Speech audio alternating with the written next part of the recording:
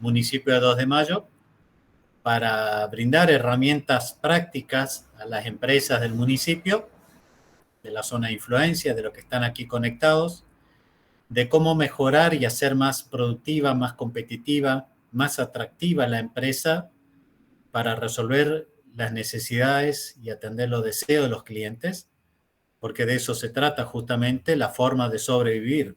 En cuanto tengamos clientes que estén satisfechos con nuestro producto, nuestro servicio, volverán, recomendarán, pagarán, ampliarán las compras y de esa manera la empresa podrá seguir desarrollando, creciendo y planeando y soñando nuevos destinos, nuevos horizontes, nuevas formas de trabajo, ¿sí? Entonces, en esto de la mejora, perdón, a ver, de la mejora, vamos a tener herramientas que nos van a servir justamente para poder incorporar trucos y conceptos muy simples de lo que habíamos visto en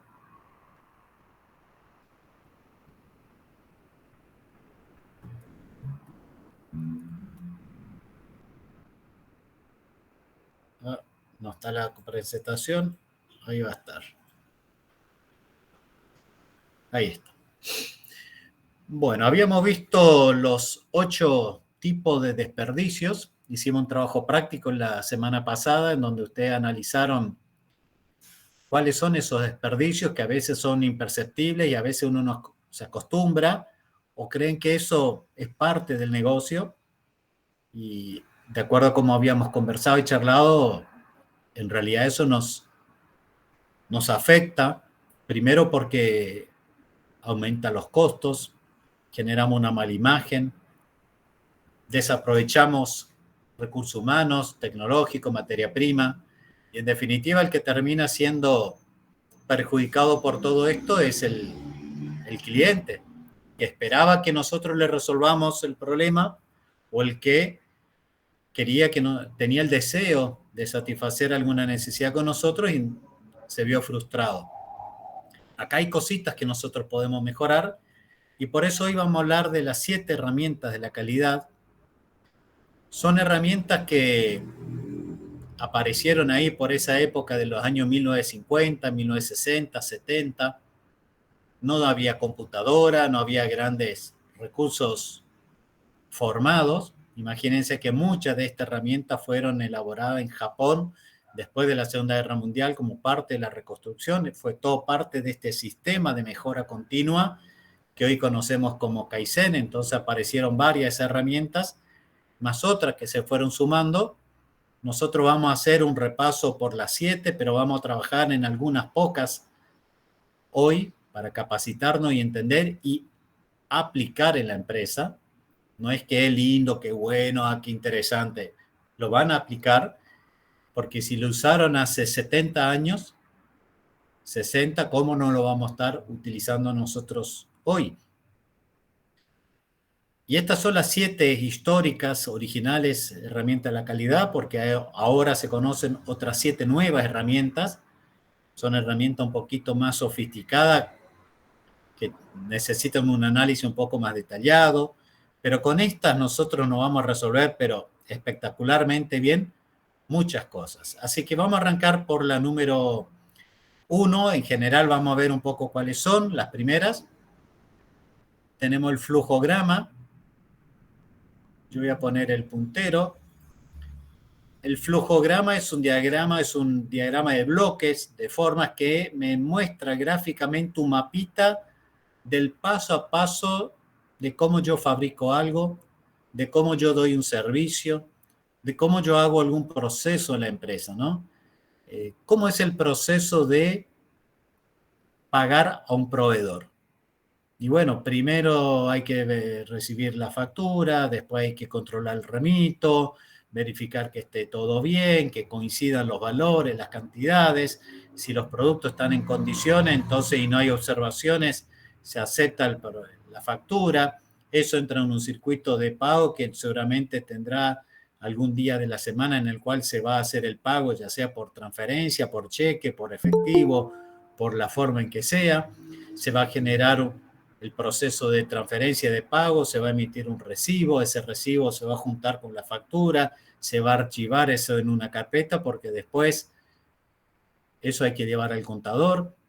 El contador es quien hace la liquidación de impuestos y de los pagos que hay que hacer y de lo que va a incorporar después a un balance si soy una sociedad de una persona jurídica o manifestación de bienes si hay incremento de capital en la persona individual. Y tengo que tenerlo de respaldo porque después puede estar sujeto a alguna auditoría por rentas de la provincia o por AFIP. Y ese circuito que yo acabo de escribir, ¿cualquiera dentro de la empresa sabe cómo hacerlo? ¿O está en la cabeza solamente del que lo hace día a día?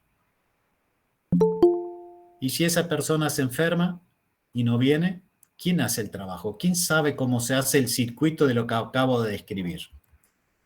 Parece algo simple y sonso, pero resulta que si ponemos a otra persona a hacer lo que yo acabo de mencionar, probablemente se vaya a olvidar algún paso.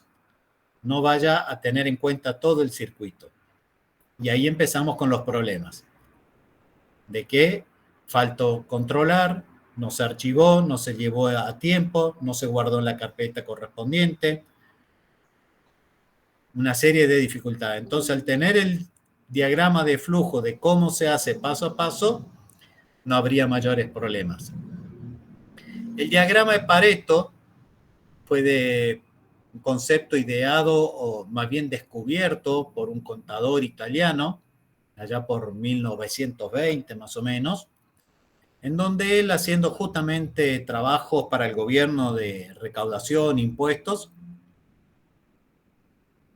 se percató de algo en el cual él vio que el 80% de los ingresos del fisco, en conceptos de impuestos, provenía de aproximadamente solo el 20% del total de la población de Italia de aquel momento. Y entonces empezó a ver que en otros ámbitos también nos encontrábamos con una relación parecida, donde el 80% de las cosas están explicadas por aproximadamente el 20% de los casos. Entonces, sin ser una regla estricta, se habla de diagrama de Pareto o el 80-20 o 70-30, ¿no? Y si vamos a un ejemplo de un kiosco, por ejemplo, un kiosco común, vemos que tiene un montón de ítems, de productos, de caramelo, galletitas, cigarrillos, bebidas. ¿Cuántas cosas hay en un kiosco? Sin embargo, si hacemos una cuenta diaria o mensual, nos vamos a percatar de que el 80% de las ventas de la facturación viene de un 20% de todo eso que tiene el kiosco. Y el 80% de los productos que están ahí, que tienen menos demanda, menos rotación, representa más o menos un 20 o 30% del resto de la facturación. O sea, lo tengo porque lo tengo que tener, pero en sí no es que todas las ventas pasan por acá. Y así pasa por una fábrica. Si yo tengo 6, 7 artículos, 8 artículos, probablemente haya 2 o 3 que son los que más se venden y el resto medio que complementa y acompaña al resto. Pero hay 2 o 3 caballitos de batalla que son los que más me mueven las ventas.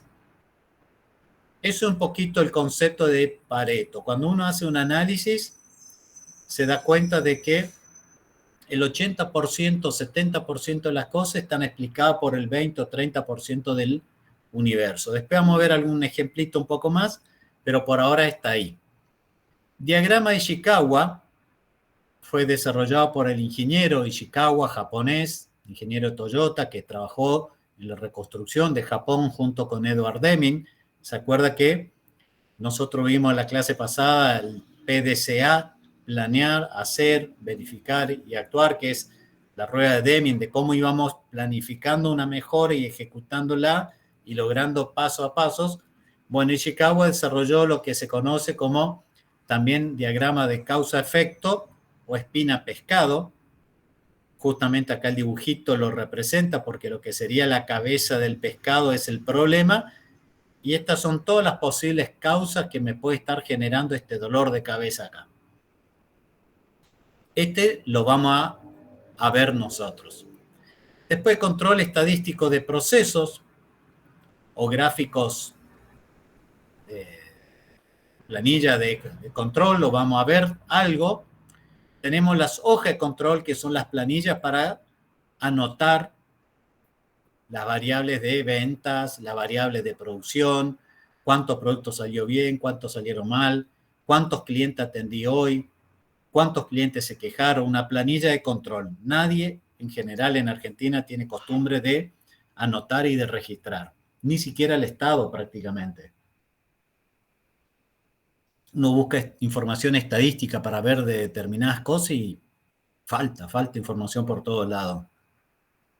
Los histogramas, normalmente también lo conocemos como los gráficos de barras, ¿no? Que son los que nos van dando alguna información gráfica de una tabla de Excel o de números, donde vemos numeritos, con un gráfico a la pucha, nos damos cuenta que hay uno que es más alto que lo otro, y ahí yo tomo dimensión de que, pucha, esto parece ser importante frente a esto, pero en una tablita veo que los números se me pierden ante los ojos y no lo percibo. Y finalmente los diagramas de dispersión son lo que me manejan un dato que me permite corroborar si hay una regla que se cumple. Por ejemplo, yo podría tener en este gráfico de acá la altura de los hombres en metros o en centímetros, y acá los kilos. Entonces yo sé que alguien de 1,10 m, 1,10 m, un niño, va a tener 30, 40 kilos. Un muchacho de 1,50 m ya va a tener unos 60 kilos. Una persona de 1,70 m ya probablemente esté cerca de él 80 kilos. 1,80 m estará en 85, 90, y 1,90 m ya estará cerca de los 90, 100 kilos. Entonces nos damos cuenta que hay una correlación. Si yo tengo una persona de 1,65 m, y más o menos lo más probable es que encaje acá. Hay una pequeña variación, ustedes ven esos puntitos, ¿no? O sea, no es una línea recta, pero bastante se da que dentro de este valor se corre el kilo. A más altura, más peso. Eso es lo que trabaja diagrama de dispersión. Cuando yo no tengo muchos datos, no me doy cuenta, pero cuando todo esto que pasó en un mes, pasó en 2 meses, lo meto en una planillita, me muestra un gráfico y dije, a la pucha, qué interesante esto, porque ahí me empieza a llamar la atención. ¿Y qué puedo hacer con esto? ¿Cómo puedo aprovechar? ¿Cómo puedo sacar ganancia de esta información? Porque en definitiva estas 7 herramientas lo que me dan es información para después tomar decisiones. ¿Cómo toman decisiones ustedes? ¿Alguien usa herramientas objetivas con datos, con números? ¿O es todo intuición, percepción, creencia, algo que por ahí le contaron? ¿Cómo hacemos para decidir por una cuestión o no? ¿Cómo yo sé que algo funciona o no funciona?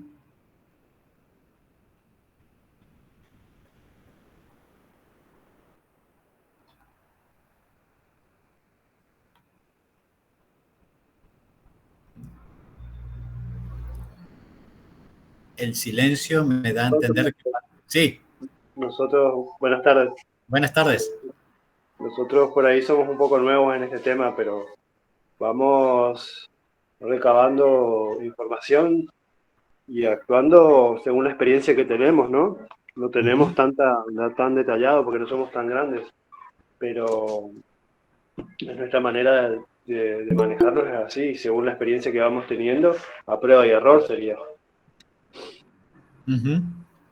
Pero hasta ahí Bueno, sería. La prueba es buenísima y puede un golazo, pero el error puede ser fatal, digamos, porque uno pierde tiempo o invirtió plata o tiempo o lo que fuera.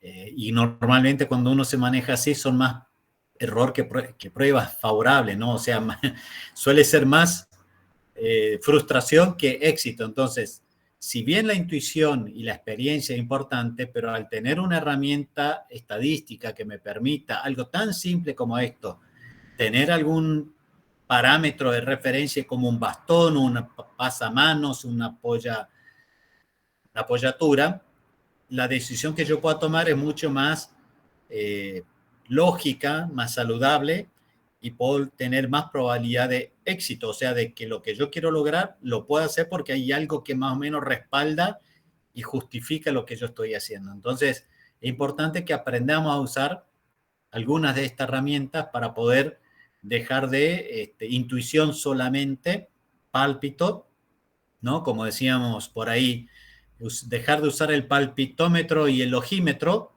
para empezar a aplicar alguna herramienta un poquito más objetivas, que no es lo que yo quisiera que pasara, sino que me va a mostrar lo que realmente está pasando. Y con eso algo tengo que hacer. Veamos el diagrama de Pareto, por ejemplo. Acá tenemos lo que habíamos mencionado hoy. No nos vamos a detener mucho porque es para explicar brevemente, pero nos damos cuenta que, por ejemplo, si yo anoto todos los problemas que tengo en un servicio, ¿no? Hago una encuesta de satisfacción del cliente en un restaurante, en un hotel, en un show, en una tienda, en cualquier lado. Y me empieza a anotar todo, en esa encuesta todos los problemas que aparece o todo lo que él vio. Resulta que yo después sumo, ponele que eran 100 encuestas. ¿Cómo yo sé cuáles son los problemas? ¿Por dónde yo empiezo a atacar los problemas? ¿Me pongo a resolver todos los problemas juntos? No tengo ni tiempo, ni plata, ni capacidad de resolver todos los problemas que esas 100 personas me estuvieron diciendo. Pero si esos 100 empiezo a poner los problemas y anotarlos y ponerlo en orden, decir, che, problema número 1, ¿cuánto aparece? 1, 2, 3, le pongo palito. El problema 2, y apareció 3, 4 veces. El problema 3, 2. El problema 4, apareció 5. Y así empiezan a aparecer, están estos numeritos acá abajo, ¿no? Cuando yo junté todos esos 100 encuestas y lo clasifiqué, me di cuenta que acá, entre el problema 1 y el problema 2, fíjate que este más este, ya prácticamente estoy en el 80% de los problemas. Y después hay un montón de otros problemitas que la gente fue diciendo, pero en definitiva es el 20% restante. Entonces, si yo hice este trabajo, yo digo, resolviendo el problema 1 y el problema 2, ya estoy resolviendo el 80% de las quejas de mi cliente. ¿Está bueno o no esto? Sería espectacular, porque con dos cosas yo prácticamente resolví el 80%. Después veré el resto. Después puedo analizar el resto. Pero si yo no hago este análisis, me pongo a darle importancia al problema 10 igual que al problema 1. Y si resuelvo el problema 10, mirá cuánto se han quejado. Casi nadie. Es un problema, sí, pero casi nadie. Y el problema 1 que lo dejo bollando, che, todo el mundo tiene algo con esta cuestión. Si yo no hago este análisis, yo empiezo a perder plata y tiempo porque empiezo a correr como loco atrás de las cosas. Y yo tengo que decir, ¿por dónde empiezo? No hay plata para resolver todo. No tengo tiempo para estar atrás de todo. Empecemos con lo fundamental. ¿Se entendió este concepto? ¿Alguien quiere hacer algún comentario? Pero vean la utilidad de algo tan simple que no hace falta ir a la NASA para aprender esto.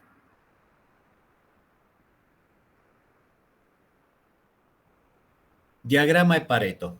¿Cómo yo separo los problemas más importantes del resto? O las necesidades, ¿no? En otro caso, en otro ejemplo, yo tenía un gerente, el cual estábamos trabajando, y todos los cheques firmaba él. absolutamente todos los cheques. Y era una pérdida de tiempo, porque él tenía que revisar la factura, el informe, y después firmar el cheque. El tiempo que demoraba en leer la hoja del informe, de la factura y de qué se trataba de firmar, y más o menos era el mismo tiempo, unos 2, 3 minutos, 4, por cada uno de los pagos que se tenía que hacer. Cuando analizamos con Pareto, con un gráfico de Pareto, de decir, ¿cuáles son los cheques importantes que él tenía que firmar y cuáles no?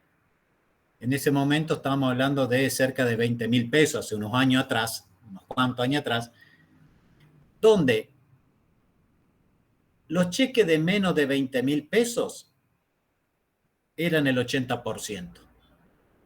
Y los cheques que eran más del 20% del monto era el resto del chiquitaje.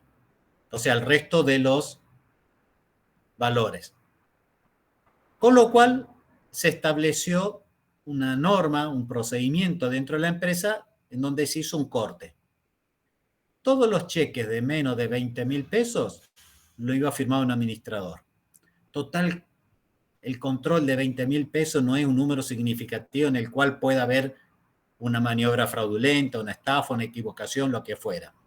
Y el gerente se dedicaba a controlar solamente los cheques de más de 20.000 pesos. Con lo cual, él le dedicaba tiempo a algo importante, ¿no? Al 80% de la factura del monto total, era solamente el 20% de su tiempo. Achicó la cantidad de tiempo de dedicar a firmar cheques y se dedicó a los cheques más importantes. Y el resto lo delegó en un administrativo.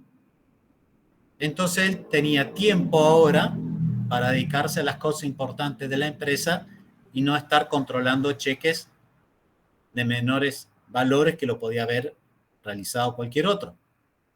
¿Ven ese otro ejemplo de cómo Pareto sirve para optimizar el tiempo al cual uno le dedica a las cosas, cuando en realidad tendría que estar haciendo algo más importante? Control estadístico, procesos o gráficos de control.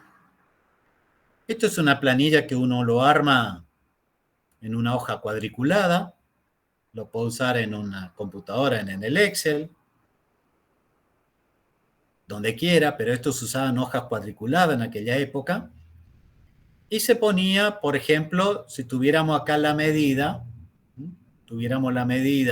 de que supongamos que acá estamos, como dice acá trabajo, medida y tiempo, yo voy tomando 1 minuto, 2 minutos, 3 minutos, 4 minutos, 5 minutos.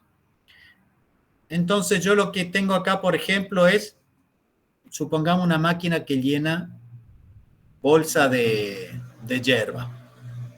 Bolsa de hierba. Todo tiene que tener 10 kilos. Ese es el promedio. El centro es 10 kilos. Por norma y por seguridad y por especificación y por costo, obviamente, yo no me puedo pasar de esto, del límite superior de control, eso es lo que significa LSC, ni me puedo pasar del límite inferior de control, LIC. Entonces yo al minuto agarro una bolsa cualquiera y peso. Che, me da 8. Bueno, ¿está dentro del rango? Sí, está entre este y este. Está entre estas dos variables. Perfecto. A los 2 minutos agarro otra bolsa. Upa, está ahí en el límite. A los 3 minutos tomo otra. Está muy bien. A los 4 está bien. A los 5 está en el valor promedio. En el 6 se fue un poquito para arriba. En el 7, pero más o menos ustedes ven que esto se está yendo dentro de valores normales. No hay mayores problemas con esta cuestión. ¿Sí? ¿Qué pasaría si este valor acá diera acá arriba? Se fue de valor, bueno, ahí es donde yo tengo que parar y decir, che, se está yendo de valor, porque si pegó acá abajo, pegó acá pegó acá y el próximo ya pegó acá arriba, el otro se va a ir allá. Está fuera de control el proceso. Esto también puede ser unidad de tiempo. Por ejemplo, si yo pongo tiempo acá y acá pongo cantidad de personas, yo puedo decir cuánto tiempo yo tardo en atender a una persona.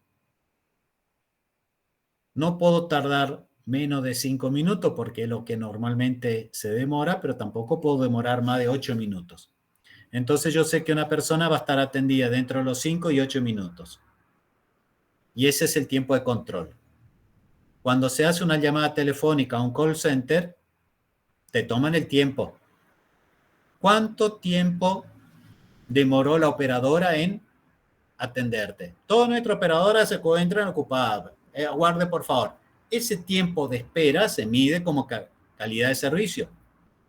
Y las empresas y los call centers, o las empresas que son los que contratan, establecen.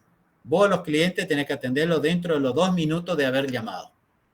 Entonces vos tenés que tener una cierta cantidad de gente para que no quede con 3 personas y te tengan 10 minutos porque no hay más gente, no hay más operadores.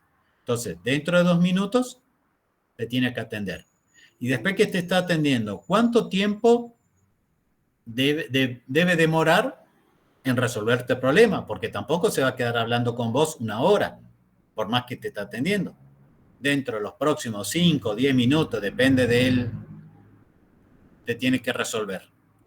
Y ese tiempo desde que vos levantaste el tubo empieza a correr un relojito en forma automática. Desde que te atendió la operadora, tic, arranca el otro temporizador. Desde que se despidió y te cortó, tic, ahí termina el temporizador. Todos esos numeritos después se juntan y se sacan gráficos como este. Che, estamos cumpliendo con lo que nuestro cliente que nos pidió que atendiéramos está siendo atendido dentro del plazo estipulado.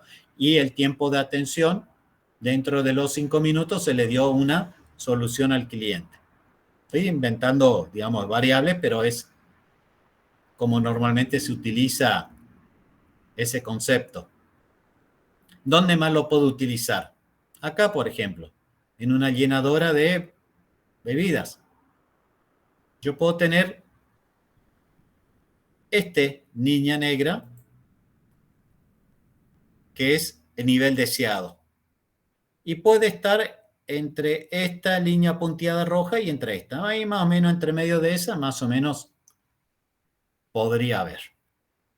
Entonces acá quedó más o menos justo. Acá ya se pasó, fíjate que tiene una X. Este quedó por debajo, está con una X. ¿No? Y acá tenemos el otro. Entonces tenemos una variación que va desde acá arriba hasta acá abajo. Y esto es un gráfico de control que me va marcando cuánto es lo que se está cumpliendo. Y en la tolerancia es esto, entre tanto y tanto. ¿Cuánto ustedes están midiendo? ¿Y qué se le ocurre que podrían llegar a medir con estas herramientas? Tiempo de atención, tiempo de fabricación, espesores o medidas de productos. Si estamos torneando un eje, el eje tiene que tener un diámetro específico. Si queda muy grande, no entra el buje. Y si queda muy chico, queda flojo. Si es muy grande, ¿qué pasa? Hay un desperdicio. ¿De qué desperdicio? De reproceso. Lo tengo que volver a tornear para que quede más chiquito porque quedó grande. O sea, hay que volver a hacer el trabajo. Y si quedó más chico el diámetro de lo que tendría que haber sido, hay otro desperdicio de material, porque yo ya no puedo rellenar al eje. Una vez que quedó más chico que el original, o que lo que necesitaba queda flojo y ya no me sirve. ¿Qué se le ocurre a ustedes que pueden empezar a medir para saber si están dentro de los valores estándar? Un restaurante puede medir el tiempo de atención o el tiempo de despacho Sí, sin duda. de mozo hacia los clientes. Sí, sin duda, debería ser ordenado de esa manera, pero yo en, estoy pensando en lo mío y es en estandarizar las medidas de las pisetas, sería, de que sea la Ujú, misma altura, el mismo, que por ahí fallamos en eso, para que sea todo más fácil de embolsar, de empaquetar, ujú. para que tenga un mejor rendimiento, sería. Exacto, es un muy buen ejemplo, un muy buen ejemplo.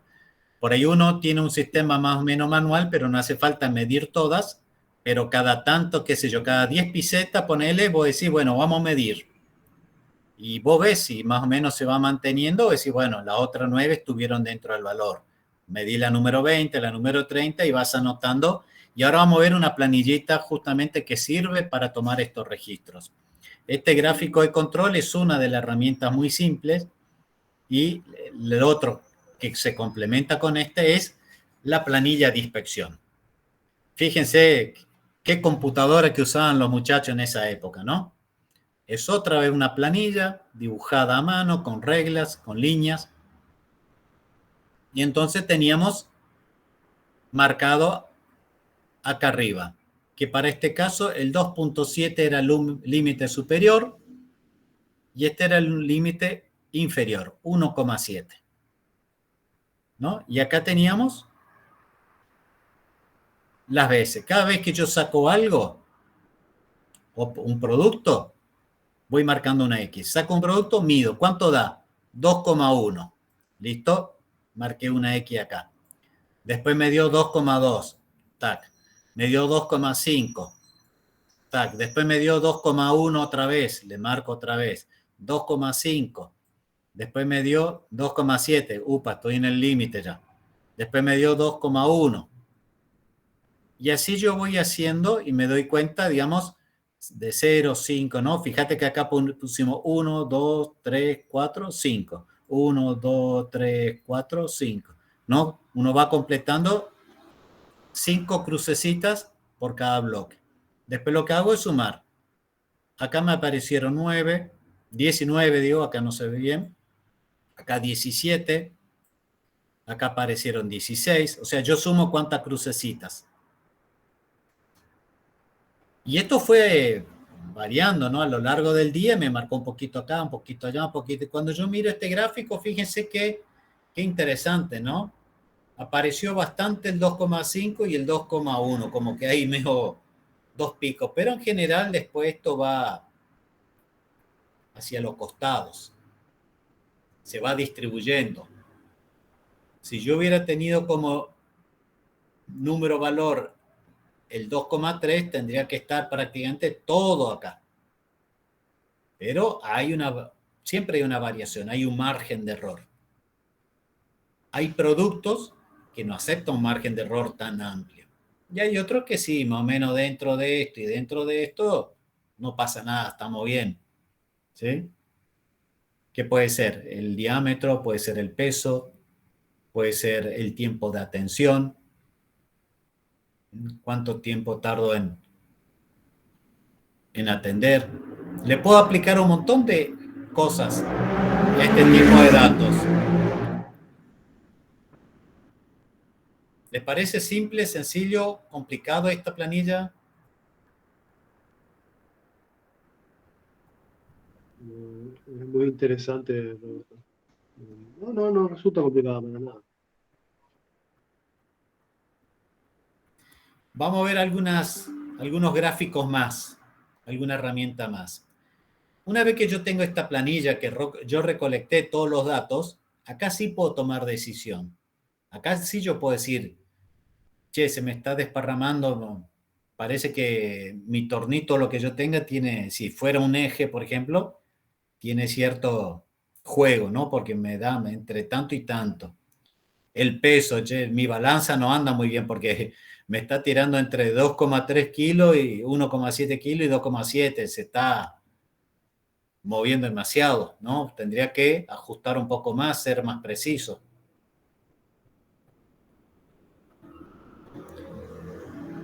Este es un histograma, por ejemplo, que se usa, que son los gráficos de barras, que surge, por ejemplo, de este tipo de datos, yo sumo todos los datos acá y después los puedo representar de esta forma, pero este ejemplo puntual es un histograma de tiempo de llamadas, ¿no? La cantidad de llamadas, acá en este caso se toma, por ejemplo, que hubo, vamos a poner el puntero, de que hubo 12 llamadas que estuvieron entre 20 y 30 segundos. Hubo 6 llamadas que estuvieron entre 10 y 20 segundos de duración. Hubo 10 llamadas que estuvo entre 30 y 40 segundos. Después hubo 6 entre 40 y 50 y 4 entre 60 y 2 acá. Entonces uno ve más o menos cómo se va haciendo la distribución del tiempo y nos vamos dando cuenta de dónde está la mayor proporción de las cosas. Ahora sí, fíjate que yo tengo acá 2 más 6, 8, más 12, 20, más 10, 30 y 6, 40. Esto es una muestra de 40 llamadas. Si yo tuviera las 40 llamadas anotadas numerito por numerito, uno al lado del otro, no me significa nada. O sea, mi vista, mi ojo se pierde, se marea. Pero cuando yo empiezo a ordenar esos numeritos y lo pongo, ¿cuánta llamada entre tanto y tanto? ¿Cuánta entre tanto y tanto? Ahí me empieza a aparecer una información mucho más. Se ve que las llamadas tienden a durar más de 20 segundos que las que tienden, porque acá hay una caída bastante, tienden a menos, ¿no? Entonces con esto yo puedo hacer algún tipo de gráfico. Si yo pudiera hacer frecuencia de atención al comensal, alguien que viene a mi restaurante, ¿cuánto tiempo tarda esa persona en ser atendida? Y atendida significa que se le acercó el menú y que está recibido por el mozo. Y bueno, puedo tener eso. ¿Cuánto es el tiempo desde que él encarga el menú? O sea, que él pide, que él lo ordena, hasta que se le sirve la comida. ¿Cuánto tiempo tarda? Y puedo decir que a 12 clientes tardé entre 20 y 30 minutos. Hay 10 clientes que le tardé entre 30 y 40 minutos. Y si vos estableces que en tu empresa, en tu servicio, no podemos tardar más de 20 minutos en atender, acá tenemos un problema grave. Resulta que yo digo que lo voy a atender dentro de los 20 minutos y se ve que debo tener algún problema importante porque la mayoría de los casos se me van más de 20 minutos. Hay gente que hasta una hora parece que estuvieron esperando. Si yo no tengo estos datos y alguien no anota, no registra, yo no puedo saber al final de la semana o del mes, che, cómo anduvo nuestro nivel de eficiencia, qué tan eficientes fuimos, qué tan bueno fuimos cumpliendo los deseos de nuestro cliente que vino a disfrutar. La mayoría estuvo más de media hora o 20 minutos esperando una comida. Se les recontra calentó la bebida. Tomaron todo, tuvieron que pedir cuando vino la comida otra bebida más. Para mí como negocio, bueno, yo le vendo, está lindo. Pero como cliente yo me pongo y me dice, che, 2 bebidas me vendieron. No tenía idea, no tenía pensado. Ya te queda con una sensación de estafa. Che, me estafaron, me hicieron un truco acá. No da. Tiene que ser. Entonces, si vamos a pensar en satisfacer la necesidad del cliente y tenemos este gráfico que estamos viendo ahí como nivel de eficiencia de atención a clientes, y la verdad que está poco feliz. Está poco feliz. Entonces, este gráfico, fíjense qué rico en información es y esto me permite tomar decisiones. Me permite tomar decisiones. ¿Qué tipo de decisiones puedo tomar? Y a partir del diagrama de Ishikawa, que es el que vamos a ver en un momento, recuerden este ejemplo que lo vamos a volver a usar como caso, me va a servir para analizar por qué tardó más de 20 minutos. Mi problema es demoro más de 20 minutos en entregar el pedido al cliente. Y ahí tengo que analizar y cuáles son los problemas. Y eso lo vamos a ver en un ratito. El gráfico de dispersión es el que ya estuvimos mirando hoy, ¿no? Como datos Y puede ser la altura de una persona y como dato X puede ser el peso. Entonces uno ve que hay una cierta correlación, ¿no? Que más o menos si a mí me aparece un dato acá entre medio de 110, ¿sí?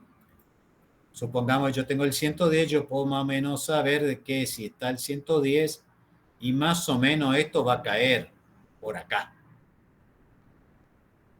Con varios datos yo puedo tener una línea que me mantenga como un promedio. Entonces yo después le pongo una regla, le trazo ahí y acá y más o menos me doy cuenta. Hoy con el Excel yo puedo hacer todo esto gráfico perfectamente. Pero cuando se inició esto, o sea, ya IT, no había computadora, se trabajaba con gráfico, con regla, con tinta, e igual resolvían los problemas y no le ha ido tan mal. No le ha ido tan mal. Este quiero que presten atención porque vamos a hacer un trabajo sobre ellos. Y este es lo que yo le contaba hoy como un ejemplo del flujograma, diagrama de proceso, de decir cómo se hace el pago a proveedores. Toda esa secuencia. ¿Y quién no sabe cómo se hace? Y el único que me lo acaba de contar. Y está escrito, no, yo lo tengo en la cabeza. Pero ¿cómo va a tener la cabeza? Y nadie más sabe. Si vos te enfermaste, vas de vacaciones, renunciás. ¿Y quién queda haciendo esto? ¿Quién sabe cómo se hace?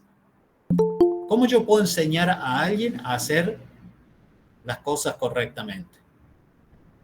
Entonces yo hago el flujograma y en este caso tengo un ejemplo de un proceso de pedido de venta. ¿En qué consiste esto? Bien, el cliente, que lo identifique acá, se recibe el pedido del cliente. Yo como empresa, ¿qué hago? Recibo el pedido del cliente, verifico que tengo esos productos. ¿Todos los productos están disponibles? Sí, yo tengo todo listo. Se envía al almacén para ser preparado. No tengo todo. Entonces, ¿qué hacer? Informar al cliente y consultar si desea colocar ítems en el backorder, o sea, como lista de espera. No tengo esto, pero te lo puedo conseguir la semana que viene. ¿Me esperas? El cliente compra los ítems disponibles. Si me compra todo, listo, modifica el pedido, se coloca los ítems en la lista de espera para enviar después y se envía al almacén para ser preparado. Este señor va a llevar lo que hay y le vamos a preparar el resto. No, yo necesito todo. Si usted no tiene todo, no compro. Listo, se cancela el pedido. Esto es un conector que significa que sigue en otra hojita. Entonces, como no me entra todo en una hoja, yo voy a la otra hoja y aparece el número 1, que es la continuación de este, y sigo desplegando el diagrama de proceso. Y así yo explico cómo se hacen las cosas en mi empresa. Cómo se fabrica un producto, cómo se atiende a un cliente, cómo se paga una factura, cómo se toma un pedido de venta, cómo se incorpora, se capacita el personal. El diagrama de flujo es lo más importante que nosotros tenemos que tener, o una de las primeras cosas que tenemos que tener para saber cómo se hacen las cosas bien en mi empresa. Aunque sea yo solo, ¿eh? Porque si no, hoy yo lo hago de una manera y el lunes me levanté de mal chipá y ya me estoy salteando unos cuantos pasos en el medio. Yo tengo que estandarizar, hacer que sea siempre la misma cosa. Primero, para que yo pueda rápidamente darme cuenta de cuando hay algo diferente, que hay algo que está mal. Porque si todas las veces que hago un proceso lo hago de manera diferente, nunca voy a saber cuál fue la manera correcta y cuál fue la equivocada y si hay algo mal en eso. Pero al ser algo estándar, yo enseguida me puedo dar cuenta de que hay algo que está fuera de control, de que hay algo que no corresponde, o si lo tiene que hacer alguna otra persona, lo va a hacer igualito porque lee este diagrama, por ejemplo, del pedido de venta, y prácticamente en menos de una semana la persona ya entra en ritmo rapidísimo. ¿Sí? Y de acá sale después todo el resto de las necesidades. ¿Qué necesito para atender? ¿Qué tipo de herramienta utilizo? ¿Qué capacitación hay que darle a la persona? ¿Cuántas personas necesito para hacer este proceso? Esto es lo más importante para poder definir el paso a paso de cómo se hacen las cosas. No hay duda que es una de las herramientas más importantes. ¿Y cómo se hace esto? Hay una serie de dibujos, de iconos que están bastante estandarizados. De hecho, el Word, si usted abre en el Word o el PowerPoint, alguno de esos, tiene las plantillas para hacer ese tipo de gráficos, de dibujos, con lo cual le queda prolijito, no hace falta estar dibujándolos. Y acá tenemos algunos de los más importantes. Este cuadrado con los bordes redondeados es el inicio o el final del proceso, ¿no? Yo le pongo acá proceso de venta y hago toda la secuencia. Y cuando llega al último que terminó, fin. Acá terminó. Esta línea de flujo es la que me conecta una ficha con la otra. Este paralelogramo que tengo acá, que tiene los laterales inclinados, es entrada o salida, ¿no? Representa lectura de datos. Por ejemplo, leer los datos de la factura. Y en este, que es un proceso, es proceso en actividades, cargar los datos a la computadora, registrar la información, controlar el papel. Y el rombo este de decisión. Los datos están bien, si es sí o es no. Sale para un lado o para el otro. ¿Sí? Hay muchos otros elementos, pero estos son los más básicos y más simples para usar y para yo empezar, de que cuando nunca usé algo de esto, me empiece a meter a ordenar mi cabeza. Me arma un plano, me arma un mapa y me ordena. ¿Alguien utilizó alguna vez el diagrama de proceso o el flujograma?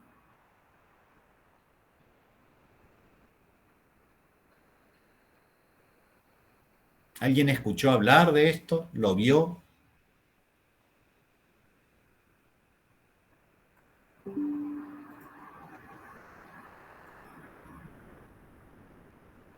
Yo sí, Roberto. Uh-huh. Cuando trabajaba en el Pymes D, un programa, al finalizar toda la documentación, digamos, de los prototipos desarrollados, te pedían todo lo que era planimetría y el flujograma del proceso. Sí, Sujay levantó la mano, sí.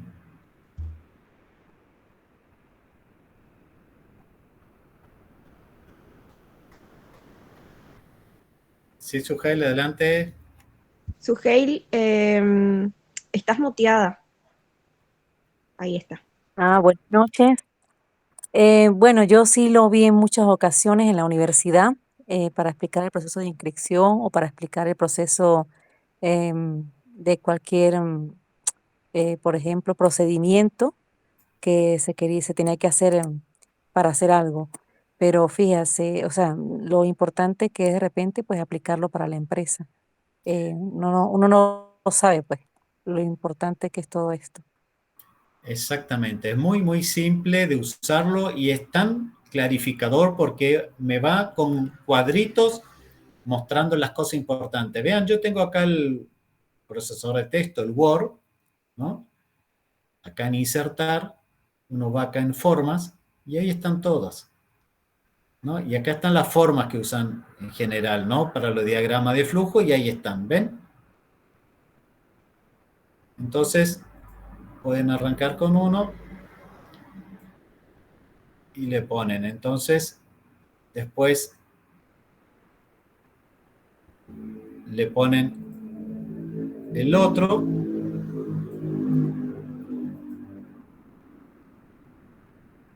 le ponen un diagrama de decisión. Después le pueden unir con las flechas. Este lo uno con este. Copio y pego y le pongo a ese otro. Entonces acá le pongo texto, es comprar ropa, elegir talle,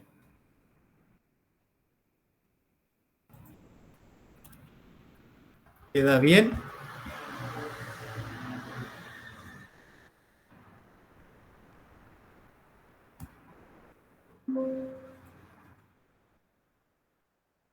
Y si es sí, entonces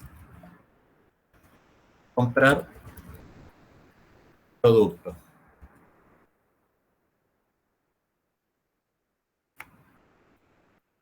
Y yo tengo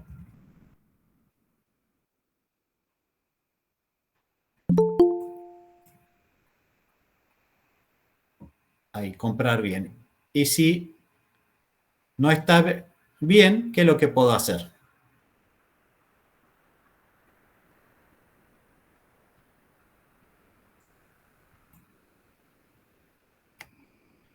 Si no está bien, le puedo hacer volver para atrás como para decir,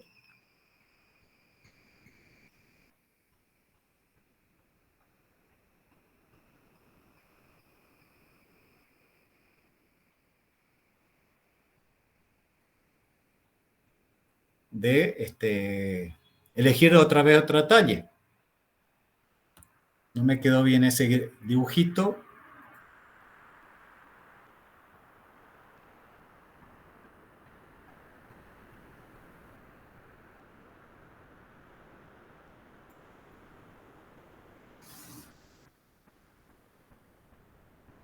Bueno, la idea es esa. Se ve un poquito, entonces con el mismo Word yo puedo hacer ese tipo de trabajo. Y en todo yo tengo que hacer. A la hora de armar una hamburguesa, también, ¿cómo se arma una hamburguesa? Cocinar a 180 grados durante 10 minutos. Pregunto, ¿está cocinado? Sí, entonces sacar la hamburguesa, colocar en el pan. Si no, vuelve para atrás, seguir cocinando. Después, ¿qué se agrega primero? ¿El aderezo o no a la hamburguesa o eso se sirve por separado en sobrecito? ¿Qué va primero abajo? ¿La hamburguesa, la lechuga, el queso, el jamón? ¿O en qué orden yo coloco las cosas? Para que toda la hamburguesa salga igual, yo tengo que escribir cómo se arma una hamburguesa. Entonces, cualquiera me arma siempre y no me está cambiando el orden de las hamburguesas en el producto. Fíjense que hasta qué simple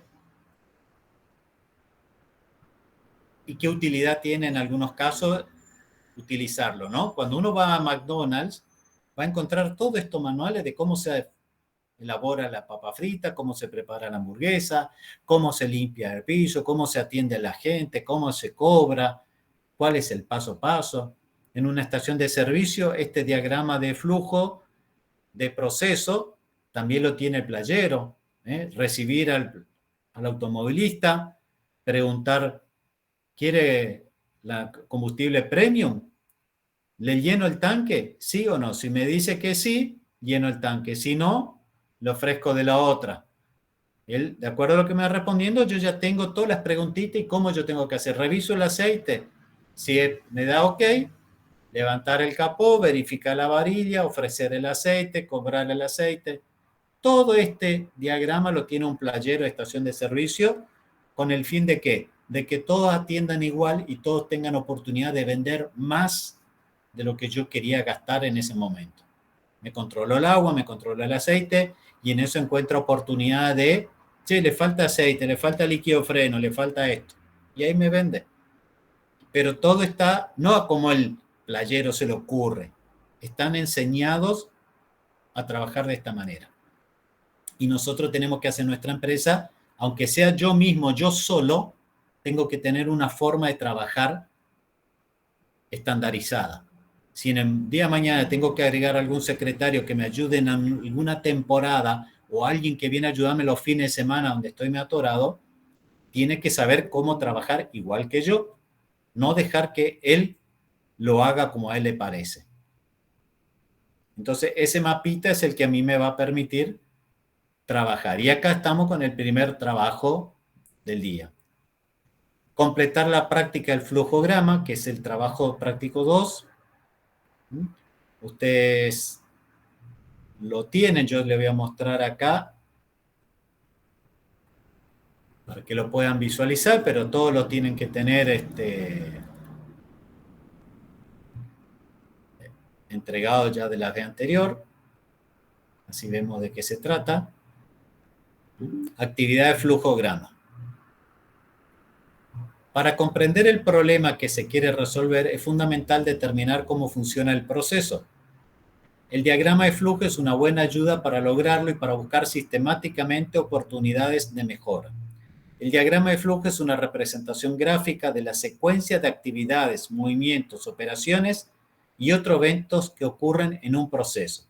Este diagrama ayuda a visualizar globalmente el proceso, definir y analizar los procesos, o sea, saber si es necesario o no es necesario, si está entrenado o no la persona, si tiene los recursos necesarios para hacerlos, documentar y estandarizar procesos, localizar actividad de control o punto de medición a lo largo de ese proceso. ¿En qué secuencia conviene poner algún control para ver si estamos o no estamos?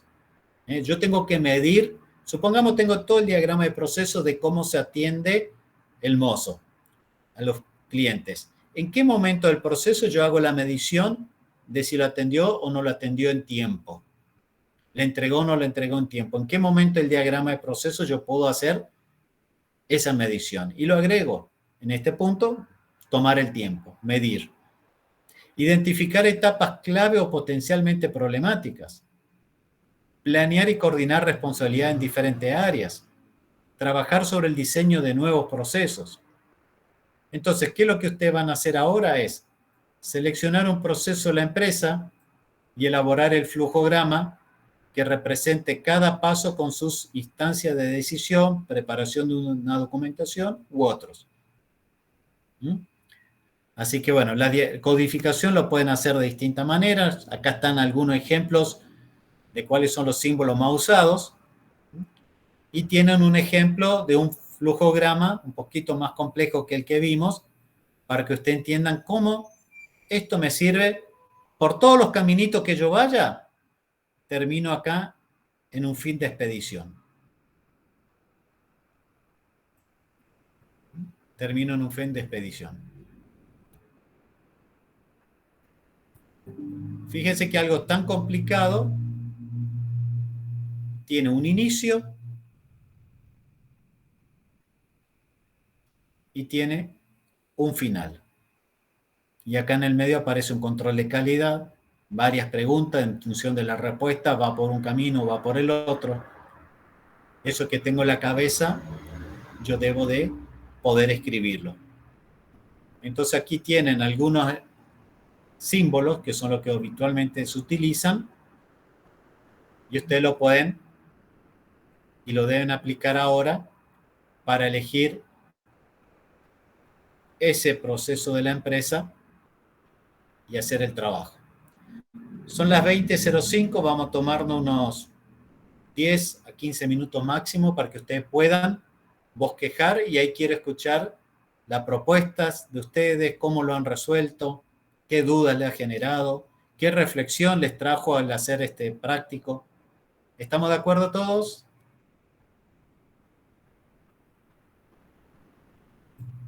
Si estamos de acuerdo, levantan ahí listo, el pulgarcito o la mano y con eso me dan el ok. Buenísimo, entonces le dejo 10 minutos, 15, 10 minutos en principio y ahí vemos.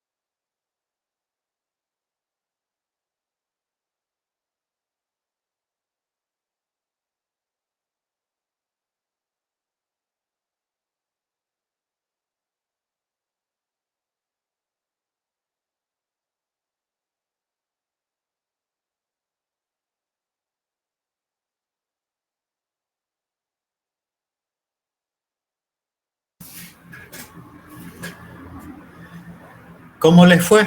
¿Cómo va?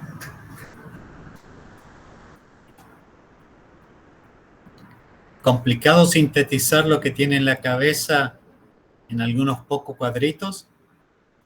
¿O aparecen demasiados cuadritos entre medio que se van agregando y hay que empezar de vuelta? ¿Sí, Suheil?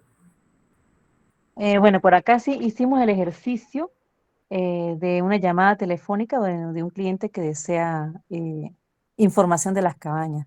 Por lo Ujú, general siempre el cliente quiere de una vez saber el precio, pero nosotros no lo hacemos de esa forma, siempre lo vamos llevando. ujú. Nos identificamos, damos nuestro nombre, le solicitamos a la persona su nombre y apellido para enviar la información vía WhatsApp. Y bueno, y así, después ya por WhatsApp le enviamos o sea, claro, todo es un paso a paso, ¿no?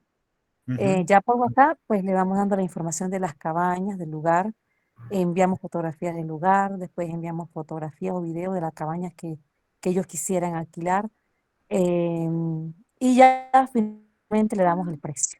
Pero primero lo enamoramos para que ellos vean qué es lo que ellos van a consumir, vean lo que tienen alrededor, o sea, todo, pues, o sea, así, ¿no? Y bueno, si el cliente eh, no viene, pues entonces igual uno amablemente pues le da las gracias por habernos llamado y que cualquier duda o inquietud, pues estamos a la orden, ¿no?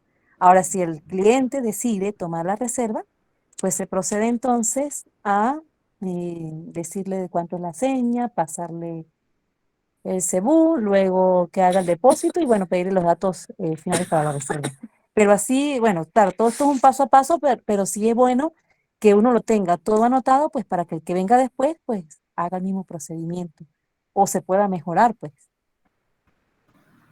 Totalmente, muchísimas gracias. Es verdad, este es un sistema un poquito complejo en el sentido de que tiene varios pasos, como describiste. No puede quedar de una transmisión verbal de explicar uno a otro porque siempre uno se olvida y empieza a agregar un sistema de tratamiento distinto. Entonces, al quedar todas esas frases escrito en un cuadradito, el rombo, acepta o no acepta, si acepta, seguimos acá, si no, pasa para allá. Y todo termina en algún final, en algún fin. Entonces hay una serie de elementos que después cuando uno lo mira y dice, che, este paso, ¿tiene sentido o no? ¿O acá nos olvidamos algo? ¿O habría que agregar algo? ¿O habría que acortar para que no quede tan largo? ¿Cuánto tiempo debería llevar a hacer todo esto? ¿Qué es lo que necesitaríamos hacer? Entonces, eso te ordena para que vos puedas brindar la mejor experiencia, el mejor servicio con un estándar. Si esa misma persona se vuelve a comunicar dentro de una semana o un mes, encuentra que le tratan de la misma manera y no porque primero fue una mujer o un hombre más, depende quién cambió de interlocutor, te trata de una u otra forma. Debe ser siempre de una misma manera. Para todos, esto te ordena y te clarifica y en un grafiquito, como se ve ahí en la pantalla, si ustedes googlean van a encontrar diagrama de proceso o flujograma y ponen imágenes y van a empezar a encontrar ejemplos de un montón de cosas que está bueno para inspirarse, pero cada uno tiene que hacer de acuerdo a lo que está haciendo hoy y críticamente analizar, che, lo que debería yo hacer de cara a atender a mejor al cliente y satisfacer al cliente. Y ahí aparecen cuestiones a mejorar. Perfecto, excelente, muchísimas gracias. ¿Alguien más quiere compartir su visión de este diagrama o este flujograma?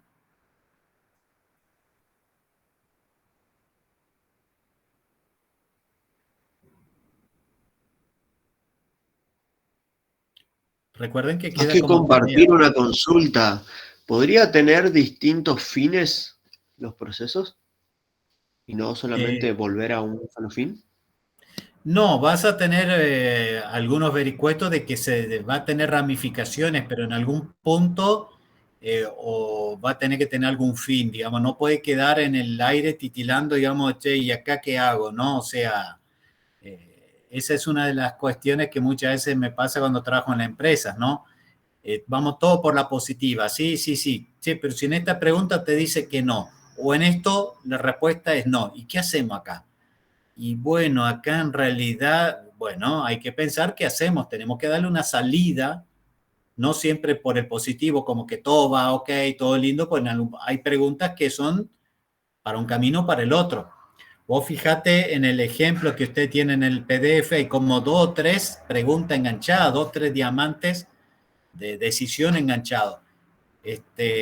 ¿Quiero esto? Sí. Bueno, vaya. ¿Y quiere de color rojo o azul? Azul. ¿Lo quiere tamaño grande o chico? Chico. Y viste que se van dando. Ahora, ¿qué pasa si van una respuesta para el cual no tengo que tener alguna salida? O me puede derivar algún otro proceso, con lo cual tiene que haber una continuidad y en algún momento tiene que ir a algún fin. Si no, me quedo como tildado en el medio ahí, encerrado en un laberinto que no tiene resolución. Y ahí cada uno empieza a sacar conejo de la galera, ¿no es cierto? Inventar. Y eso no debe suceder. Cuando te encontrás con esa situación, tenés que pensar, ¿qué hacemos acá? Nos ponemos de acuerdo cuál es la mejor solución y todos tenemos que estar de que cuando llegamos a esta instancia, la solución es esta o la salida es esta. Pero no podemos quedar tildado con algo colgado ahí parpadeando sin resolución. ¿Sí? ¿Se entiende? ¿Es claro?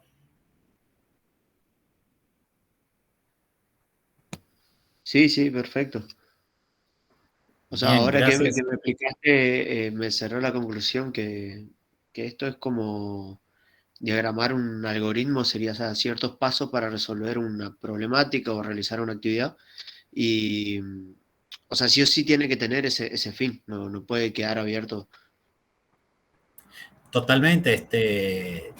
Quien hace algoritmo, hace programación de software, trabaja con esto gráfico. O sea, si no te termina, se cuelga el programa, se tilda, ¿viste? Le das un valor que no estaba contemplado y te tiene que decir, por lo menos salió un cartel, es decir, el dato que ha cargado no es correspondiente, que se te pone en un campo donde vos tenés que poner número y poner letra. Y ahí te sale un cartel y dice, no, solamente se aceptan números.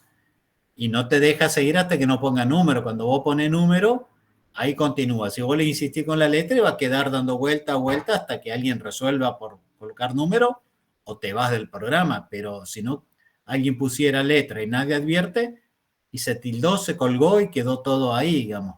Acá pasa lo mismo. Es un software para nuestra cabeza. Estamos programándonos a nosotros mismos y siempre tenemos que tener una salida. O me deriva algún otro proceso distinto o tiene que tener algún bucle de retroceso para volver a repreguntar, pero algún final feliz tiene que haber acá, no nos puede quedar. Ese es el desafío de justamente cómo resolver y justamente la tranquilidad de saber que ante cualquier circunstancia esto tiene solución. Esto tiene solución. Bien, vamos a continuar con algunos otros diagramas o herramientas que tienen que ver con la herramienta de la calidad. Es el diagrama de Ishikawa, que había mencionado hoy, que lo había desarrollado el ingeniero Ishikawa ya por los años 50. También conocido como espina de pescado, lo llamaron mucho los japoneses, lo visualizaron ellos, que son muy del mar y de la comida, del sushi, del pescado, entonces le encontraron una analogía. O diagrama causa-efecto. Con estos 3 nombres ustedes lo van a encontrar en toda la bibliografía disponible. ¿Por qué espina de pescado? Porque se supone que acá tenemos la cabeza del pescado, es el problema. ¿Qué es lo que me pasa? Y yo no puedo decir, che, hay problema, no, seguro que tal cosa. A la primera tenemos la argentinada esa de, ante un primer problema, ya, es seguro que tal cosa. Y vamos y probamos, y no es. No era esto, che. Y bueno, ¿y qué? No puede ser esto. Y probamos lo otro, y probamos lo otro. Pará un poco, pará. Vamos a pensar un poco, a sentarnos, vamos a analizar todas las posibles causas que se nos ocurran, que podría estar fallando.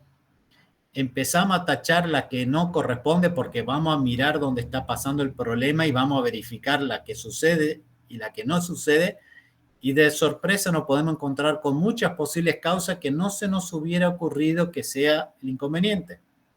Entonces, ante cualquier problema o efecto, como dice acá, efecto, ante cualquier efecto que está acá, hay múltiples causas y se lo conoce como 6M, porque son justamente 6 orígenes que empieza con la letra M. Supongamos que yo estoy fabricando prepisa, como dijeron hoy ahí. Y el problema es que todas me salen de distinta medida. Che, nunca sale el mismo peso ni el mismo diámetro, siempre hay diferencias. Bueno, ¿cuál puede ser el problema? Y el problema puede estar en la masa. ¿Por qué? Y porque tenemos una harina que varía siempre, la levadura, puede ser la mano de obra. El que está amasando no está preparado, no está entrenado, es un chico nuevo que no tiene capacitación. Entonces, por ahí amasa mucho, amasa poco. No controla el tiempo de leudado. La medida, la balanza, no están pesando. Más o menos a ojo le están echando la cantidad de agua, harina, sal. ¿Cómo a ojo? Y si no, lo que pasa es que la balanza está rota. Bueno, hay un problema de medida. Un problema de máquina. El horno está muy caliente, no funciona bien, a veces está frío. No usamos la misma bandeja. La mesa en la cual se amasa hace que el leudado se caiga porque se enfría la masa. El método. Acá depende el que está de turno, cocina de una manera u otra. Hay uno que primero pone las fracciones secas y después le agrega el agua, el huevo, lo que fuera. Y hay otro que hace al revés. Primero pone lo húmedo y después le va agregando lo seco. Entonces hay un proceso de mezclado al no haber un diagrama de flujo y cada uno usa un método que se le ocurrió, que le enseñó la abuela. Pero eso hace que uno salga más grande, otro más chico. El medio ambiente. Puede ser que haya mucho calor, entonces la gente está incómoda y medio que sale apurado y no se concentra. Hay mucho humo dentro del lugar donde están cocinando y eso afecta. Hay poca luz. Al haber poca luz, no pueden medir bien, toman mal las medidas y ahí le están errando. Y yo voy anotando en cada una de estas 6M todo. Todo lo que se me ocurre que puede ser problema. Yo no dije que ya son problemas. Son todo lo que se me ocurre que puede ser problema. Entonces, con todo esto anotado, yo me voy al lugar en donde pasa la situación, a donde se presenta el problema, y empiezo a mirar. A ver, prepárate una prepisa, a ver cómo haces. Y ahí miro qué harina usa, qué levadura usa. Che, no, en serio, la harina está ok, pero la levadura no es esta. ¿Por qué cambió levadura? No es la misma marca. La mano de obra. Miro cuando hace Juancito y después veo cuando lo hace Pedrito. Veo que cada uno trabaja distinto, que tiene distintos métodos. Juancito tiene una receta. Pedrito, no, yo lo hago más o menos a ojo. ¿Cómo a ojo? Ahí está uno de los problemas. Medio ambiente. ¿Hay suficiente luz? ¿Hay demasiado calor? ¿Falta ventilación? La balanza. ¿Usted está pesando las cosas? ¿La balanza está calibrada? ¿Tiene bien las pilas, che? ¿Sí o no? Y así voy descartando las que veo que no son motivo de problema porque está ok, y las que no tengo respuesta la empiezo a marcar, che, acá puede haber un problema, acá puede haber un problema, acá puede haber. Y ahí empiezo a encontrarle varias causas para un mismo problema. Fíjense en este ejemplo donde yo tengo el efecto, donde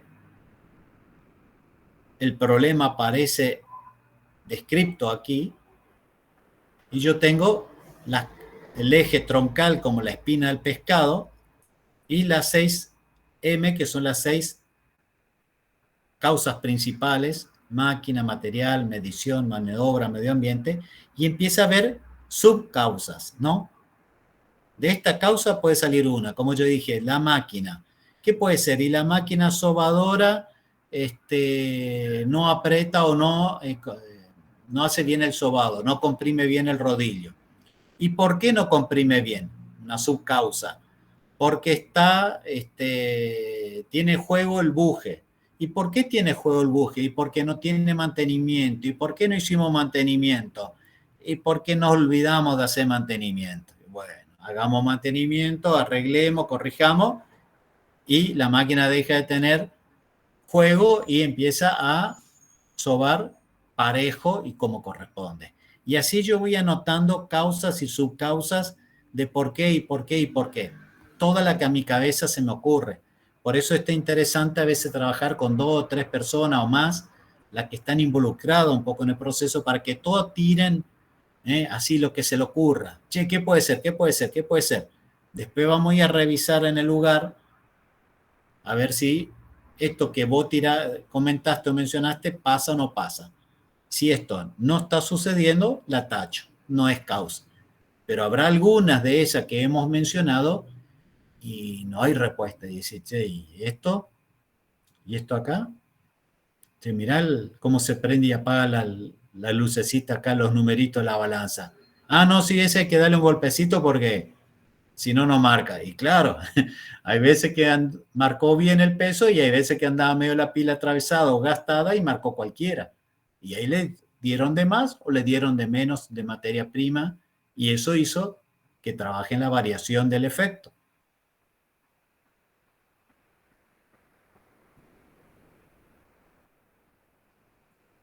¿Qué les parece esto? Veamos un ejemplo concreto.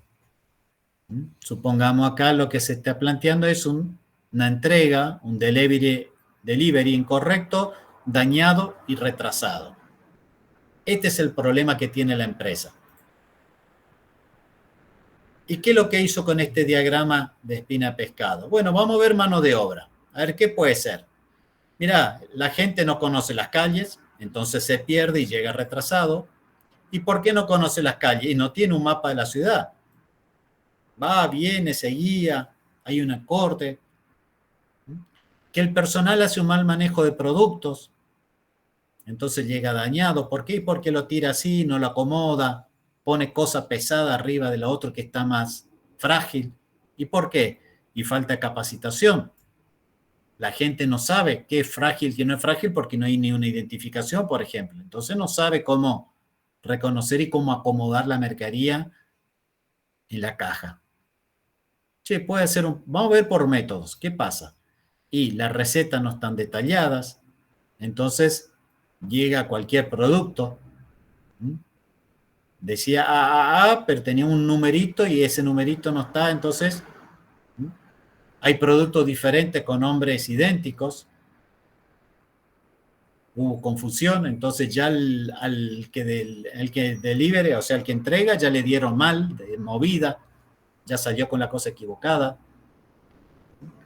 Método, no se tiene ruta o mapa de la ciudad como para hacer un caminito. Che, vos que vas para el norte ya llevas todo esto, vos que vas para el sur, yo no sé ni el norte ni el sur, entonces hay uno que va para acá, para allá, se cruzan en el camino los dos motitos. Maquinaria. Y bueno, hay un solo vehículo, una sola moto, y esa moto tiene falta de mantenimiento. Entonces, ¿por qué hay falla permanente en la máquina de etiquetado? ¿Por qué? No tiene mantenimiento. Entonces está rotulando mal y dando mal la dirección o mal impreso el paquete. Medio ambiente. ¿Qué puede haber en medio ambiente? Y los clientes nos dan buena referencia. Sí, ahí en el arbolito de la esquina donde está un portón rojo que está... Y ahí el tipo se tiene que ir a ubicar. Entonces, claro, después está retrasado. Se recibe mucho pedido de noche es más difícil de ubicarse, de encontrar la dirección, encontrar un número. Hay mucho tráfico, estamos ubicados en una zona céntrica y salir de ahí tarda demasiado. ¿Qué problema en los materiales puede haber? Y que el material de empaque es inadecuado, por eso llega roto. No soporta el peso, no soporta el tránsito. Los productos dañados recibidos al proveedor. O sea, ya yo estoy recibiendo material mal, que a su vez se lo estoy pasando mal al cliente. No hizo un buen control del stock. recibí cualquier cosa, o sea, en el proceso de recepción de materia prima o de materiales, no controlé si vino bien o mal. Entonces, cuando después lo agarro y lo mando, resulta que le estoy mandando un producto fallado. Medición. Falla en estimar el tiempo de delivery. Nadie controla a qué hora va y a qué hora sale. Típico de remis, ¿no? 5 minutos, ya salió, ya está llegando, ya va. Media hora después, ya está llegando, 5 minutos salió. Nadie toma el tiempo para hacer un control de calidad y usar esos gráficos de barra, por ejemplo, que yo le dije. ¿Cuál es el tiempo promedio de entrega de un producto? Yo sé que para tal zona se lo entrego dentro de los 5 minutos. Tal otra zona tiene una demora entre 5 y 10 minutos, pues yo ya sé que es así. Y tal otra zona tarda más de 15 minutos. Entonces nadie va a decir que está retrasado si vos ya le avisas que hay una demora para ese sector siempre de 15 minutos. ¿Y por qué? Al no conocer las zonas, no puedo planificar la ruta y los tiempos de demora.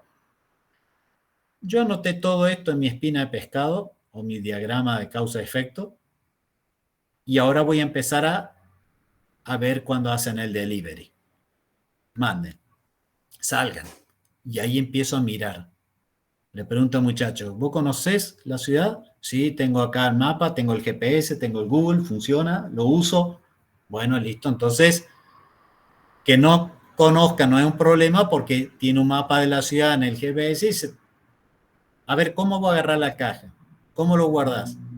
Y ahí yo veo cómo él manipula el producto. Bueno, entonces yo sé que tiene capacitación. Listo, esto ya no es problema. Y sigo analizando todo y me voy a encontrar con algunas cosas que probablemente, ajá, ahí está. Ese era el problema. Y así voy identificando y resolviendo. Entonces voy sabiendo por dónde vienen los principales problemas. ¿Qué les parece la herramienta?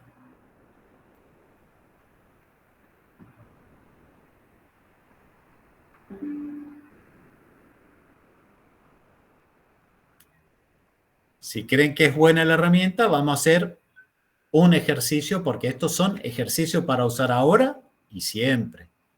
Lo van a incorporar en su empresa como una práctica para resolver problemas. Ya nadie va a decir, seguro es por tal cosa, seguro es esto, el problema es tal otra. Y me tiro de cabeza a querer resolver algo sin haber indagado, averiguado si es la causa o si hay otras causas. Vamos a usar un diagrama de Ishikawa para analizar siempre qué tipo de problemas podemos tener. Y vamos a trabajar con el archivo número 3 de Ishikawa, que es el que lo tienen ustedes ahí. ¿Lo tienen todos?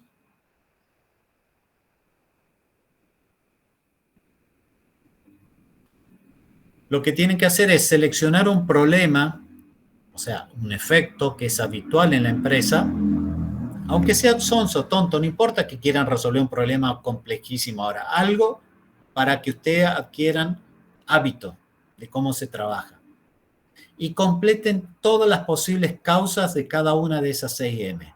Un problema que ustedes lo tienen como recurrente, que es permanente, que es frecuente, que tienen quejas, reclamos, que saben que eso, bueno, elijan ese porque es el que más trillado está y analicen todas las posibles causas que le puedan dar en ese punto. Vamos a tomarnos unos 10 minutitos para hacer ese diagrama y lo volvemos a conversar y entramos en la última parte de la clase de hoy. ¿Sí? 10 minutitos nada más. Son 20:40, 20:50 retomamos.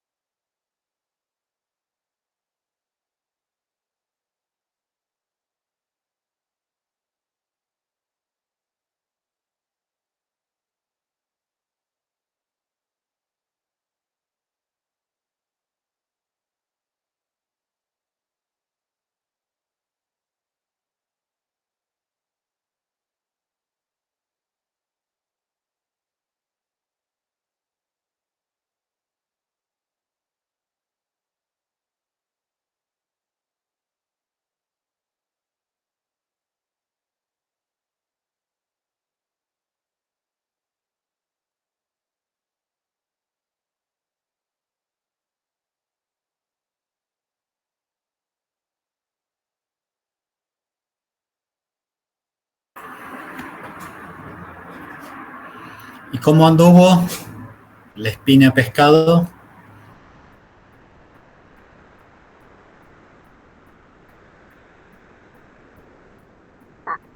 Pregunto, en medida, ¿qué iría? En medidas son, por ejemplo, no se puede medir bien el largo porque el centímetro tiene borrados los números, la balanza no puedo pesar, todo lo que es mediciones, cuando vos tomás algo y medir, tenés que cronometrar algo y el reloj atrasa o no tenemos un reloj adecuado, todo lo que tiene que ver con medir magnitudes para poder saber que estamos haciendo lo que está previsto. Listo, todo Ok. de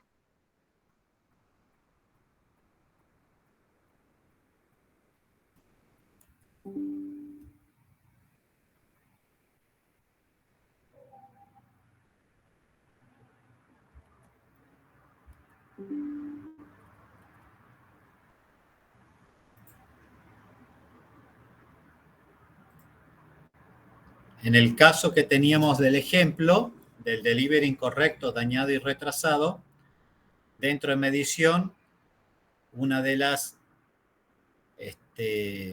fallas o de los problemas o de las causas, mejor dicho, una de las causas del atraso es falla en estimar el tiempo de delivery. No se toma la medida a tiempo, no se cronometra el tiempo que tarda de que sale hasta que se hace la entrega del producto. Hoy, por ejemplo, lo que son deliveries tipo de comida, el Rappi, pida ya, rápido ya, todo esto, con la misma aplicación desde el momento que se despacha, ya tiene el tiempo de viaje y de entrega, porque cuando se entrega el producto al cliente se marca en la aplicación y ahí queda el tiempo de registro. Y eso se hace en forma automática. Lo único que hace la aplicación después es sumar todos los tiempos de entrega que hubo y va sacando un ranking o un promedio de decir, bueno, el tiempo de entrega promedio de los productos está en el orden de tanto.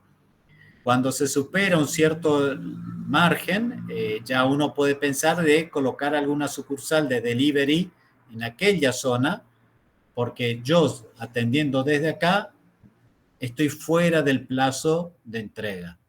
O sea, me quedo siempre retrasado. Entonces ya conviene colocar a alguien más cerca que es el que lo atienda. Y eso surge de la información de colectar datos de medición, por ejemplo. Ahí en el diagrama de Ishikawa, en el trabajo práctico, dice que una de las formas, una de las herramientas de la ventaja es que uno puede sistematizar, puede priorizar y puede ponderar cuáles son los problemas o las causas de ese problema que más urgentemente tengo que empezar a resolver. Y una vez que yo prioricé y dije de todos estos problemas que tengo acá, como uno tiene un diagrama de Pareto, ¿se acuerdan el 80-20? Yo digo de todas estas causas, supongamos que tengo acá, de todas estas causas, ¿cuál es la que más frecuentemente se da? Y van a aparecer 2 o 3 que son las que más frecuencia aparecen como causas de este problema. Una vez que prioricé y ya separé de por dónde viene la mayoría de los problemas, algo tengo que hacer. Yo ya conozco mi situación y ahora tengo que tomar una decisión. Tengo que resolver el problema. Y para eso se utiliza otra herramienta que se conoce como plan de acción o 5W2H, porque son 7 preguntas que en el inglés empiezan con 5 con W, que son las que están marcadas acá en azul, y 2 que empiezan con H, que son las que están en rojo, ¿no? What, why, when, where, who, how much, how many. O sea, ¿qué es lo que tengo? ¿Qué es el problema? Y supongamos que trabajemos sobre el delivery incorrecto, dañado y retrasado. ¿Qué es el problema? Y tengo un delivery, una entrega atrasada y mal.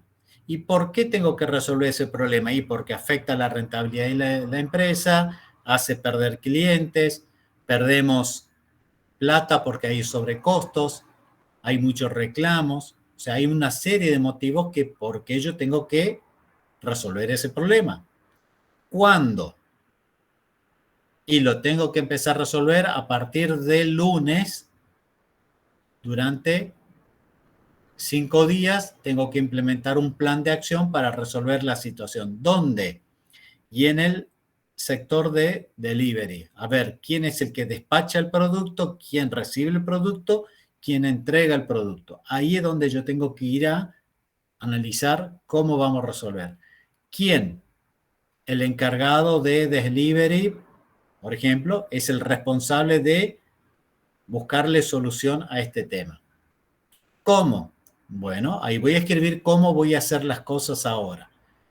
Si la gente no sabía ubicarse en la ciudad, bueno, bajemos una aplicación o usemos el Google Maps para poder ubicarnos, cómo llegar. Hagamos una planificación previa del viaje antes de salir.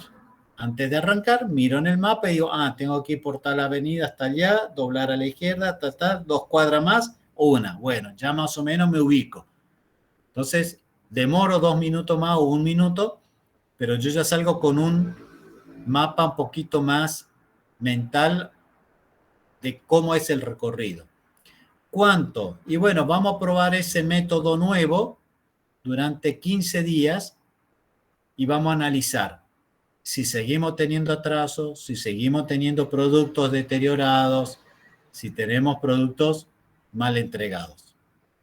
Si la estadística mejoró, significa que a partir de ahora nadie va a salir a repartir nada si antes no mira el mapa previo a iniciar el viaje y después con el aplicativo se va guiando el resto del recorrido. Pero yo ya sé el mapa para hacia dónde yo tengo que ir. Por si tuviera que tener algún desvío, porque por ejemplo hay un tráfico congestionado y la aplicación me manda por el camino más denso, yo puedo tomar un atajo, un desvío, pero yo ya más o menos sé para dónde tengo que ir, con lo cual achico mi tiempo de viaje. Esa es la fundamental de una herramienta 5W2H o plan de acción, que es tan simple como una hoja 4 y yo tenga que responder estas 7 preguntas. Nadie debería ponerse a trabajar en algo si no están las 7 preguntas resueltas. ¿Qué voy a hacer? ¿Por qué voy a hacer? Y el por qué es fundamental porque es el que va a dar la razón de que si lo que quiero hacer tiene sentido o no. ¿Justifica hacer tal cosa? Sí, porque tenemos pérdida de clientes, tenemos queja de cliente, hay productos deteriorados, hay pérdida de plata, y bueno, sí, con todo eso es porque más vale que nos pongamos a resolver el problema. Entonces nadie va a dudar de que hay que ponerse a trabajar a partir de la semana que viene. Tengo esta semana para organizar cómo voy a hacerlo, donde ya sé que hay que trabajar en el lugar de despacho y con los motoqueros. ¿Quién? Ya puso un responsable a cargo. No es que, alguien tendría, ¿se acuerdan de eso? Y tendríamos que hacer, ¿tendríamos quién? Nombre y apellido. No, tendríamos. Alguien debería encargarse de esto. ¿Alguien quién? Nadie. Tengo que poner nombre y apellido del responsable de que se va a encargar de cumplir esto. ¿Cómo? Y ahí tengo que describir la parte más larga, paso a paso, cómo se va a hacer el nuevo trabajito para resolver ese problema. ¿Cuánto? Y bueno, el cuánto es cuánto tiempo me va a llevar a implementar, si tengo que invertir plata. Bueno, acá hay que comprar un Google, un mapa, tengo que comprar un celular, tengo que comprar una caja más reforzada para que los productos no se rompan, tengo que cambiar el tipo de packaging para que soporte el viaje. ¿Cuánto hay que gastar para hacer que esto funcione como debería? Entonces yo tengo una planillita de este tipo en una 4 y por cada fila, por cada situación, por cada plan de acción, por cada cosa que me voy a lanzar a hacer en la empresa, yo tengo que escribir qué voy a hacer, por qué, para que tenga justificación, quién, nombre y apellido del responsable, fundamental, porque acá siempre esto queda boyando en que algún buen samaritano se va a encargar de hacerlo como corresponde. ¿Cuándo debe hacer? ¿En qué lugar hay que ejecutar esa actividad? Porque algunas cosas se hacen en un lado, otras son necesarias hacerlas en otros. cómo, y acá viene la descripción del paso a paso bien detallado de cómo. No tiene que quedar obvio o que ya se sabe o se entiende. Acá no se sabe ni se entiende nada porque eso es causa de otros problemas. ¿Y cuánto es en tiempo y en plata que voy a necesitar ejecutarla? Por ejemplo, acá tengo una explicación un poquito más amplia sobre esto. En el que yo describo el tema. ¿Qué se está haciendo? ¿Se puede eliminar esta tarea? ¿Por qué? ¿Por qué esta tarea es necesaria? ¿Cuál es el propósito de hacer lo que vamos a hacer? ¿Dónde? ¿Dónde se realiza esa actividad? ¿Tiene que realizarse ahí? ¿Quién la realiza? ¿Cuándo? ¿Cuándo es el mejor momento para hacer? ¿Quién lo va a hacer? ¿Lo puede hacer alguien más? ¿Por qué estoy haciendo yo? Eso fue la pregunta cuando está el gerente firmando cheque de menores valores. Sí, ¿lo puede hacer alguien más? ¿Por qué estoy haciendo yo esto? Los cheques chicos perdiendo tiempo. Tengo otras cosas muy importantes para dedicarle. El dueño de la empresa haciendo cola en el banco para hacer un depósito. ¿No podía haber un cadete? ¿No tiene otra cosa muy importante que el gerente estar haciendo fila en el banco? Método. ¿Cómo se hace esto? ¿Es este el mejor método de trabajar? ¿Existe otra forma de hacerlo? Hay que simplificar la tarea. ¿Cuánto cuesta ahora? ¿Cuánto sería el costo después de la mejora? Todo esto son herramientas alta tecnología de la NASA que necesitamos comprar computadoras y software dedicado para poder hacerlo. ¿O no es así? ¿Qué les parece? Está genial. La verdad que las preguntas son súper sencillas. Claramente súper sencillo, es comprensible. Nosotros tuvimos un inconveniente y vamos a tener que ver de vuelta el video después, pero lo que pudimos comprender hasta ahora es súper útil. Así es, son cosas simples de aplicar y el desafío más grande que tenemos todos los humanos es incorporar el hábito de usarlo siempre. Queremos cortar camino porque perdemos tiempo. No, acá no vamos a perder tiempo escribiendo, haciendo esto. Resulta que después el atajo es el camino más largo entre los dos puntos.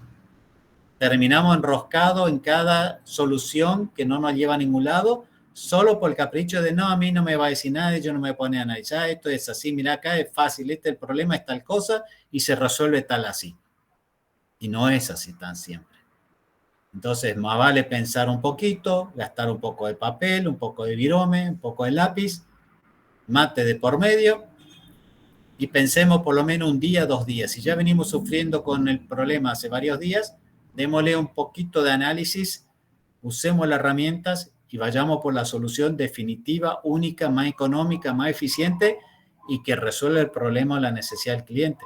No hay otra situación en ese camino, ¿sí? Entonces, lo que yo le dejo como tarea, porque ya estamos sobre la hora, es para que usen la última de las herramientas, que es una planilla de plan de acción, que es la que ustedes tienen como el trabajo 4, es un formato donde está el encabezado con la descripción, ya lo habíamos usado en algún otro curso, pero lo que van a hacer es, de esos problemas que ustedes anotaron en el diagrama de Ishikawa, elegir una de esas causas, una de las causas que genera el problema ese efecto que ustedes identificaron, y cómo lo van a resolver. Y completan un plan de acción para que quede bien al detalle de que esa causa la vamos a eliminar o la vamos a resolver. Y no que quede en el aire de voluntarismo, de deseo, de buena onda, de que alguien va a resolver, alguien se encargará. No, tiene que estar escrito también quién, cómo, cuándo y dónde va a resolverse el problema. Porque tenemos que medir, después tenemos que ver que ese problema o ese efecto se solucionó, se minimizó, ya no es tan importante como era antes, como máximo. Pero si lo elimino, mejor. ¿Les parece que pueden trabajar en esos aspectos? ¿Lo pueden hacer? Señor, sí, señor. Bueno, gente, entonces le dejo el desafío le dejo las tareas para ir haciendo en la semana. Voy a estar ahí en el WhatsApp por si alguien tiene alguna duda, consulte, y si tengo algún material extra, se lo voy a compartir. Pero quiero que vayan trabajando y compartiendo entre ustedes ideas, opiniones, porque lo que uno puede contribuir para el otro siempre es muchísimo, es muchísimo. Y de eso se trata este círculo de mejora continua. Así que le agradezco por su atención, por el tiempo de hoy. Así que tengan buen descanso y nos estamos viendo. Chao, chao. Chau, chau.